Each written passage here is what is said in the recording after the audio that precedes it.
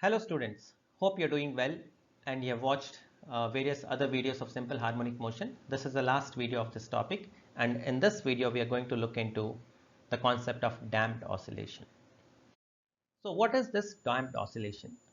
Now generally, we've been always talking about ideal cases where there are no external dissipative forces acting, but that's not possible in real world.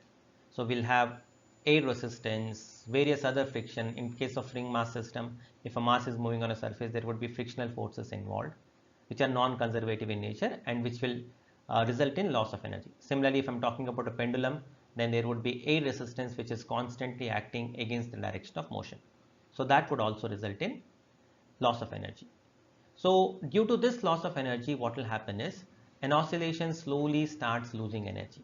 And when it loses energy, its amplitude gradually decreases. So when the amplitude gradually decreases and after a long time, depending on the magnitude of dissipative forces, after some time what will happen, the amplitude of the oscillation would die off and the oscillation will become dead. So all real oscillations are damped oscillation.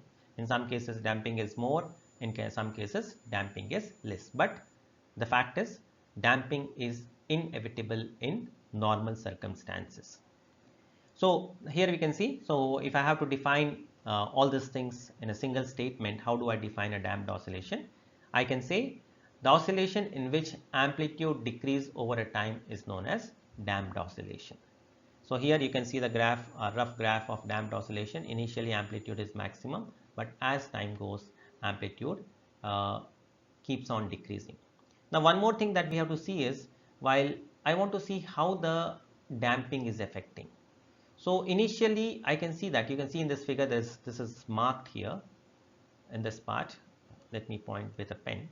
Now here the change in the first pulse, amplitude of the first pulse and second pulse is huge. When I come here, the change in amplitude of this pulse and this pulse is very small, and this pulse is also still small. So as time goes, what is happening is the rate of decrease in amplitude slowly decreases. So initially rate of decrease in amplitude is more, and finally as time passes, there is a decrease in rate of decrease in amplitude, and so it takes almost infinite time for the oscillation to totally be dead, or the amplitude to become zero. Now, so based on this, we try to get an expression for that. If I join all these things, then I'll get something of this kind. Now I'll get something of this kind. So where and if I want to write expression for this, you can see this is an exponential curve. So I get amplitude equal to a naught into e power minus t by t. Now the time constant tau is the time for which the maximum displacement decays to 1 by e. So this time, whatever is the time constant, this is the time in which tau, what is tau? Tau, or the time constant, it is the time in which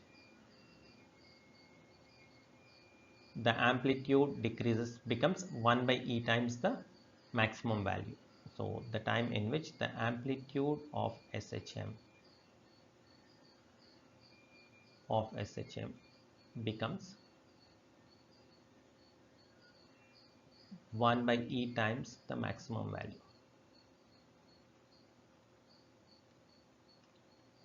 So if I write the expression for an SHM, now what is the expression for an SHM? We have A equal to minus omega square x. Now if there is a damping, I can write this damping to be equal to plus B into V, where B is called B by 2m into V, where B by 2m is called damping constant. So m is the mass, then this tau equal to B by 2m. So that is the expression that we use. Otherwise, we can just take this into consideration. And from the equation, you can directly get it. You can compare these things and get the answer for amplitude at any particular point of time.